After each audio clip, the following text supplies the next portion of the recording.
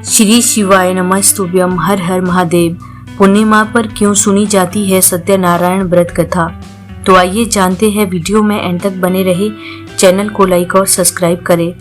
स्कंद पुराण के मुताबिक भगवान सत्यनारायण श्री हरि विष्णु का ही दूसरा रूप है। आमतौर पर ऐसा देखा जाता है कि किसी शुभ काम से पहले या मनोकामनाएं पूरी होने पर सत्यनारायण व्रत की कथा सुनने का विधान है। सनातन धर्म से जुड़ा शायद ही कोई ऐसा व्यक्ति होगा जिसने श्री सत्यनारायण कथा का नाम ना सुना हो। इस कथा को सुनने का फल हजारों साल तक किए गए यज्ञ के बराबर माना जाता है। शास्त्रों के मुताबिक ऐसा माना जाता है कि इस कथा को सुनने वाला व्यक्ति अगर व्रत रखता है तो उसके जीवन के दुखों को श्री हरि विष्णु खुद ही हर लेते हैं। स्कंद पुराण के अनुसार भगवान सत्यनारायण श्री हरि विष्णु का ही दूसरा रूप है। इस कथा की महिमा को भगवान सत्यनारायण ने अपने मुख से देव ऋषि नारद को बताया है। पूर्णिमा के दिन इस कथा को सुनने का विशेष महत्व है। कलयुग में इस व्रत कथा को सुनना बहुत प्रभावशाली माना गया है। जो लोग पूर्णिमा के दिन कथा सुन पाते हैं वह कम से कम भगवान सत्यनारायण का मन में ही ध्यान कर ले। पुराणों में बताया गया है कि जिस स्थान पर भी श्री सत्यनारायण भगवान की पूजा होती है वहां गौरी, गणेश, नवग्रह और समस्त दिक्पाल आ जाते हैं। केले के पेड़ के नीचे अथवा घर के ब्रह्म स्थान पर पूजा करना उत्तम फल देता है। भोग में पिंजीरी, पंचामृत, केला और तुलसी दल विशेष रूप से शामिल करें। सिर्फ पूर्णिमा को ही नहीं बल्कि अन्य परिस्थितियों के अनुसार किसी भी दिन कथा सुनी जा सकती है। बृहस्पतिवार को कथा सुनना विशेष लाभकारी होता है। भगवान तो बस भाव के भूखे हैं। मन में उनके प्रति अगर सच्चा प्रेम है तो कोई भी दिन वो प्रभु की कृपा बरसती रहेगी। इस कथा के प्रभाव से खुशहाल जीवन, दंपति सुख, मनचाहे वर वधु, संतान, स्वास्थ्य जैसी समस्त मनोकामना की पूर्ति होती है। अगर पैसों से जुड़ी कोई भी समस्या है तो यह कथा किसी संजीवनी से कम नहीं है। तो जब भी मौका मिले भगवान की कथा सुने और सुनाएं। श्री सत्यनारायण व्रत कथा का दूसरा संदर्भ। पूर्व काल में शौनक आदि ऋषि नैमिषारण्य स्थिति महर्षि सूत के आश्रम पर पहुंचे।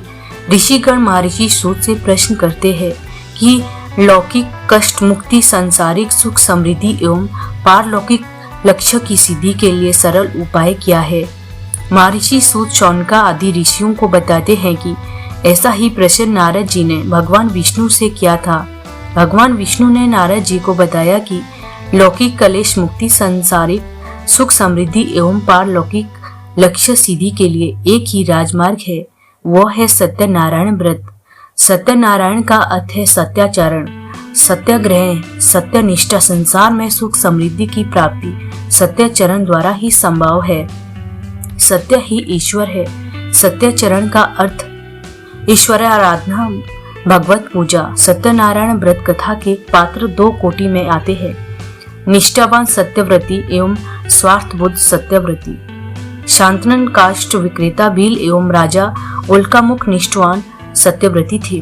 वह पात्रों ने सत्याचरण एवं सत्यनारायण भगवान की पूजा अर्चना करके लौकिक एवं परलौकिक सुखों की प्राप्ति की। संतानंद आदि दिन ब्राह्मण थे। भिक्षावृत्ति अपना कर वे अपने और अपने परिवार का भरण पोषण करते थे। अपनी तीव्र सत्यनिष्ठा के कारण उन्होंने सत्याचरण का व्रत किया। भगवान सत्यनारायण की विधिवत पूजा अर्चना की। इस लोक में सुख भोग एवं अंत में सत्यपुर में प्रवेश की स्थिति में आए। काष्ठ विक्रेता भील भी अति निर्धन था। किसी तरह लकड़ी बेचकर अपना और अपने परिवार का पेट पालता था। उसने भी संपूर्ण निष्ठा के साथ सत्याचरण किया। सत्यनारायण भगवान की पूजा अर्चना की। राजा उल्कामुख भी निष्ठावान सत्यवती थे। वह नियमित रूप से भद्रशिला नदी के किनारे सत्यनारायण भगवान की पूजा अर्चना करते थे। सत्याचरण ही उनके जीवन का मूल मंत्र था।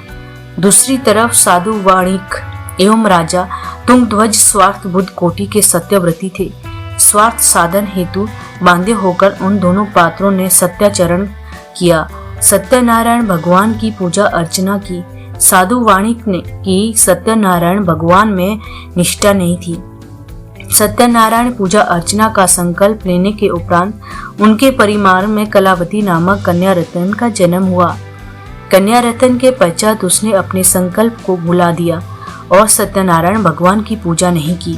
उसने पूजा कन्या के विवाह तक के लिए टाल दी। कन्या के विवाह अवसर पर भी उसने सत्याचरण एवं पूजा अर्चना से मुंह मोड़ लिया और दामाद के साथ व्यापार यात्रा पर चल पड़ा। देवयोग से रत्ना सारपुर में ससुर दामाद के ऊपर चोरी का आरोप लगा। यहाँ उन्हें राजा चंद्रकेतु के कारागार में रहना पड़ा। ससुर और दामाद कारागार से मुक्त हुए तो साधु वाणिक ने एक दंडी स्वामी से झूठ बोल दिया कि उनकी नौका में रत्ना आदि नहीं, मात्र लता पत्र है। इस मिथ्यावादन के कारण उसे संपत्ति विनाश का कष्ट भोगना पड़ा। अंत बाध्य होकर उन्हें सत्यनारायण भगवान का व्रत किया। साधु वाणिक के मिथ्याचार के कारण उनके घर पर भी भयंकर चोरी हो गई। पत्नी पुत्र दाने दाने को मुमताज हुए। इसी बीच उन्हें साधु वाणिक के कुशल घर लौटने की सूचना मिली। उसमें कलावती अपनी माता लीलावती के साथ सत्यनारायण भगवान की पूजा कर रही थी। समाचार सुनते ही कलावती अपने पिता और पति से मिलने के लिए दौड़ी। इसी हड़बड़ी में वो भगवान का प्रसाद ग्रहण करना भूल गई। प्रसाद न ग्रहण होने के कारण साधु वाणिक और उनके दामाद नाव सहित समुद्र में डूब गए। फिर अचानक कलावती को अपनी भूल की याद आई। वह दौड़ी दौड़ी घर आई और भगवान का प्रसाद ग्रहण किया। उसके बाद सब ठीक हो गया। एक स्थान पर गोप बंधु भगवान सत्यनारायण की पूजा कर रहे थे।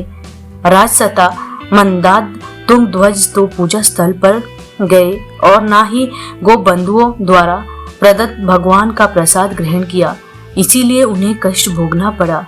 अंत बाध्य होकर उन्हें सत्यनारायण भगवान की पूजा अर्चना की और सत्याचरण का व्रत किया। सत्यनारायण व्रत कथा का पात्र राजा उल्कामुख ऐसी ही विरल कोटि के व्यक्ति थे। पूरी सत्यनारायण व्रत कथा का लौकिक एवं पारलौकिक हितों की साधना के लिए मनुष्य को सत्याचरण का व्रत लेना चाहिए। सत्य ही भगवान है, सत्य ही विष्णु है। लोक में सारी बुराइयां, सारे कलेश, सारे संघर्षों का मूल कारण है। सत्यनारायण पूजा सामग्री: भगवान सत्यनारायण की मूर्ति या फोटो, चौकी या पटला तथा उस पर बिछने के लिए 1 मीटर पीला या सफेद कपड़ा, गुलाल, कुमकुम, सिंदूर, हल्दी, मौली, धूप, अगरबत्ती, 10 ग्राम लौंग, 10 ग्राम इलायची, 32 सुपारी, चंदन, 500 ग्राम चावल, 250 ग्राम गेहूं, 50 ग्राम कपूर, इत्र, गंगा जल, गौमूत्र, पंचमेवा, 5 जनेऊ, 1 नारियल, भगवान के वस्त्र, 250 ग्राम घी, 10 ग्राम पीली राई, 5 पान के पत्ते, 5 आम के पत्ते, तुलसी पत्र, 4 केले के खम्भे, दूध, मिठाई, दही, 100 ग्राम चीनी, 50 ग्राम शहद। हवन के लिए हवन की सामग्री: तिल, चावल, जौ, चीनी, 1 किलो घी, आम की लकड़ी आदि। हर हर महादेव। दोस्तों, जानकारी अच्छी लगी तो चैनल को लाइक और सब्सक्राइब करें।